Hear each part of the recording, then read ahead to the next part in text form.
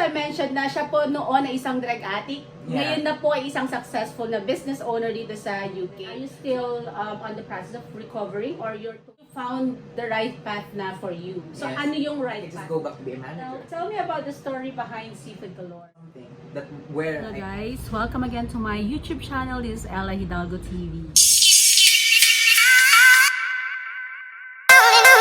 Hi guys! Ngayon guys, kukumustahin natin ang ating kabayan dito sa UK, United Kingdom. Of course, we have Mikaella Atay. She's actually a transgender business woman dito sa UK. She's been successful. Really yung pangalan talaga ng Seafood Galore, di ba? Parang it's all over UK. Kilalang kilala. Kung hindi nyo alam guys, she is used to be a drug addict. So, That's right. kaya before I interviewed you, I asked you, is it okay if I'm gonna, talk about you being a drug addict? Yeah. So how long, first and foremost, how long have you been here in UK? Well, I moved here in UK February 14, 2011 to be exact. 2011. So we're talking about 10 to 11 years now. Yeah. So how did the life of UK treat you? Well, I'm so grateful. Right now at the moment of my stage, I feel very at home, at peace. Yeah. Because I have the opportunity, same as everyone, where back home it's kind of challenge.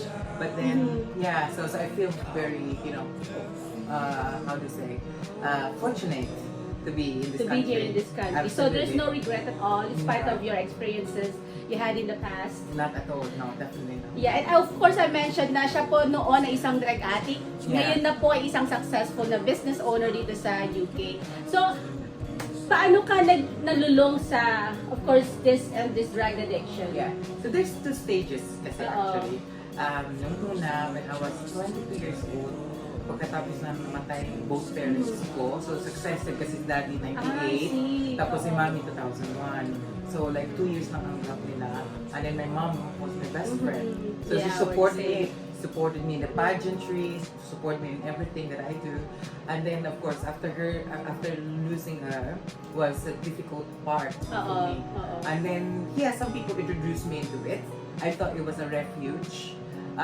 It lasted lahat ng ininvest ko kasi I was starting business as well, 22. Lahat ng na-invest ko is like sa drugs or trouble. And then hanggang napunta ako sa rock bottom, and then I started to pick up myself.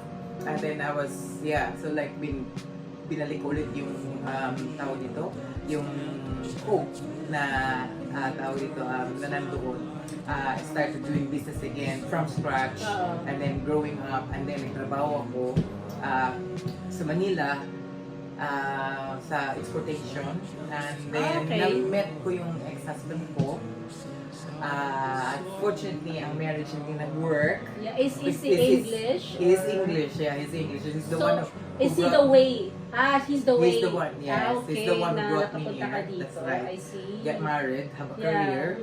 Then, of course, after the marriage collapse, naging dependent na naman ako sa drugs. Because like, it always happens when my emotions get played, like when I'm broken, because I thought that it is my refuge. Yeah. Hindi ko ni-reflect yung nangyari sa akin. But then anyway, it lasted for a year and a half or two na naglulong. As in, every single day. Talagang sumisip-sip ka. Yes, that's right. But for morality lang, hindi ko siya dinadala sa working place ko. Sa bahay lang talaga. Sa bahay ko siya ginagawa. And I thought it was sabi ko, I think this is the easiest way to forget. This is the easy way to meet people and those kind of stuff para makalimutan ko. But then, towards the end of the day, yung karma talaga tayo is nandyan.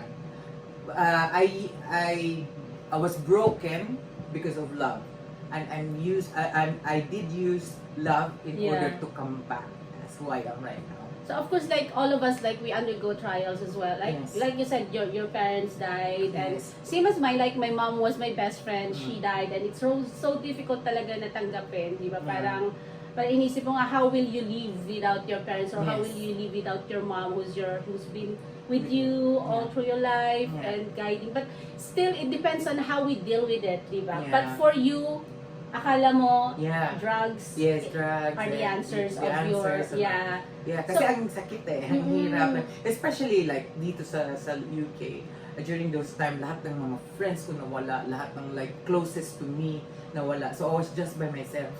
I mean, we are resilient, but then towards the end of the day, it's just like may pagkakataon talagang naglo-lonely tayo na we're looking for someone. And then the drugs was the like it's one way para makamet ka ng someone to join with you. And yeah, so I did actually like fucked up, sorry, did I say that word? I did ruin my life. The regrettable part, because I was a manager already, but then if it didn't happen, I won't be me. Of course. Yeah, so like thinking in the bigger picture.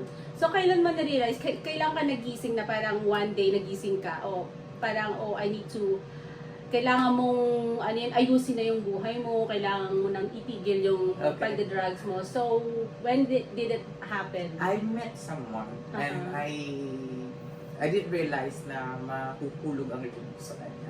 So this person actually, we're using the same drugs and all that.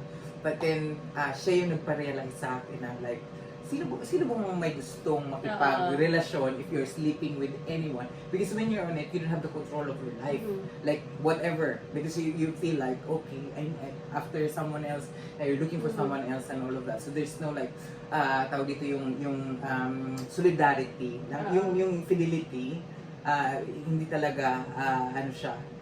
If you're in your relationship and then you're using on it, it's not advisable because yung fidelity is not, mahirap. Anyway, this guy because you cannot control yourself. Yes, that's why. this guy woke me up. Yeah. And then one day I thought to myself, I have to stop. So the stop process is actually difficult because like your triggers everywhere. Triggers are there. You got friends around you that are your friends and all that. And then apart from that, like even yung asin or sugar will trigger you. Isipin mo na yung gano'ng ka-hard yun. But then, I was determined because of his words, his wisdom, na, okay, like, it's up to you, like, I mean, sino bang may gusto? So, siya ba yung unang nagbago and then he encouraged you? Hindi pa I don't know. Yeah, so how did he manage to, to encourage you na magbago while because naisa rin siya drug addict? Yeah, we're diba? talking about relationship and all of that. Okay, Like, yeah. I don't want to be in a relationship with someone who's actually like this. Siyempre, nahulog na yung loob ko sa kanya eh. Nahulog yung loob, nailab ako sa kanya. So, dun. So, I told you like, nagpabagsak sa akin is love, but ang nagpabangon sa akin is love as well. So now that you're changed, is he changed as well? I do not know. So parang you just realize na, hey, I'm falling in love with him and I don't really want to end up with someone like him? Parang ganun No, ba? it's not. Or... Like, I mean, if I will be a tool for him to change as well as inspiration, then why not? You know what I mean? Like, but we will see. Like, I mean, we don't know. We don't know what's the future. But for me, right now, like, I'm thankful to him. I did say thank you to him, by the way, last year. Yeah, last year I did say thank you to him. And he told me like, oh, how did I help you? Yeah, this was like... I said, how did I help that's you? the question as well. Addict. Yeah, you know what I mean? I was also a drug addict. Your words, your thoughts are very, inspirational. Anyway. You realize that, you're falling in love with him and then you need to change. So ano yung mga ginawa mo para baguhin ang sarili mo? Yes. It was really hard. Like, even before, I used to run, I go to the gym and all this kind of stuff. So I tried to reflect. First of all, kasi if you're a drug addict, you can't admit it for yourself. Yeah. And you know what, like when I was little, I keep on hearing people says like, oh, drug addict yan, hindi na yan magbabago. A drug addict will always be a drug addict. Yes. So what can you say about that? Yes, first thing first, I have an addictive personality. So when I like something, especially right now, so work, when I'm addicted to work, oh my god, sometimes I don't sleep or just like thinking on it, like how I can't wait to do things again, like better and all of that. So okay, this is what I've done. First of all, I have to admit to myself that I'm a drug addict. Yes, I was a drug addict. And yun, i-embrace mo lang. Wag kang magmadali.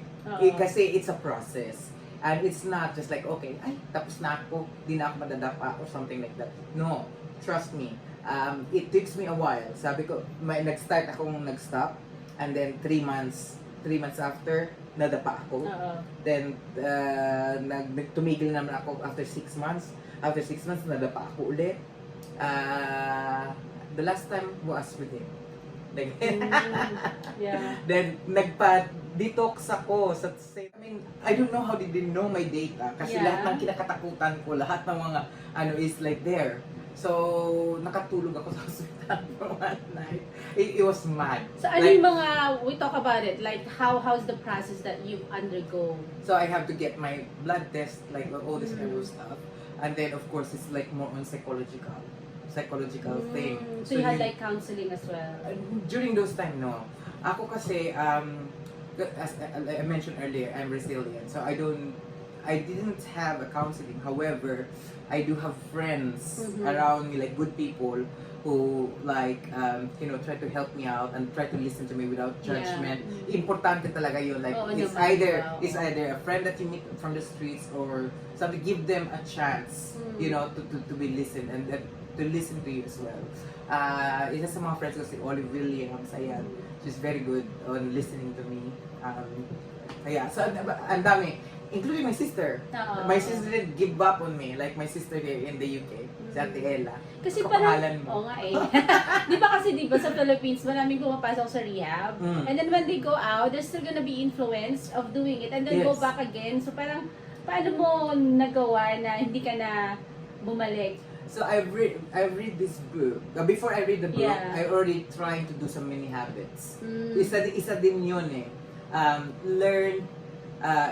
Isa sa mga nandun is learn to love yourself first. Because if you don't love yourself, guys, you're not capable to love someone else. Going back to the mini habits, actually. So I run every day. So nag-run ako every day. Most of my days. But there are times as well, like I'm only human. So I have to like to stop and then, so nag-run ako every day. So I usually waking up around 5:30 or 6 o'clock. Then afterwards, it's either magbabasa ako konti ng books or listen to my favorite music, like just to put me in mindset. Because the 10 minutes, what I've learned from my business coaches as well, the 10 minutes is very important to put your mindset on. Kasi pag sinabi mo, ay, pagod ako. Ito, pagod ka all day and then negativity will come in. But if you think of yourself on the positive side, positive yung day mo. But of course, there's some days which is bad days. Every strong people have their own bad days. And handling it is, I'm learning. Noon, I'm so scared to be alone. I'm so scared, like, people doesn't like me or something like that. That's why I was having a hard time of pleasing everyone. But after I've learned... It's not your job to please everyone, di ba? Before I was like that. Because I want people to like me. But then it was wrong. Yes. I've learned that as well. Like, I've learned from that. You know what? Like for me, being alone actually is precious. Like if I'm in my room or so, I'm not worried. I'm not worried that So nowadays I'm actually like I will say what I think, and I never like hesitate to say. I was like that anyway before. And I truly appreciate my me time, like it's either reading a book or just watch a film or something like that, or productive. Yun nga, yung running, it did help me out. And of course, now like you've recovered, and then are you still on the process of recovering, or you're fully recovered? I'm 100% clean, that's for sure. 100% clean! And I don't have any. Wala ka na yung parang, no. nati-trigger ka na gusto mong tumikip. Because I tried it last time. So out of curiosity. Even though I have to test myself as well. Like especially I'm having a business. Ako mismo ang bumili. Ako yung nagsilab para sa mga tao na mga kakilala ko. Like I thought if I'm going to do it myself as well, but no, I did not. Pero nagting sila. Yes. But it's testing. It's a test for myself. Like since hindi ako nag-undergo ng so hindi ka na-influence of doing like some friends actually like putting that in your hands. Like, like ngayon kasi na may business na and alam ko na yung purpose ko sa buhay. Binabalanse ko talaga na sa utak ko. If I have to take this, I will be ruining this. So, Yeah, mas that's ngayon, tumataas talaga yung purpose ko and then the business itself. Oo. Yung purpose ko why I'm doing this.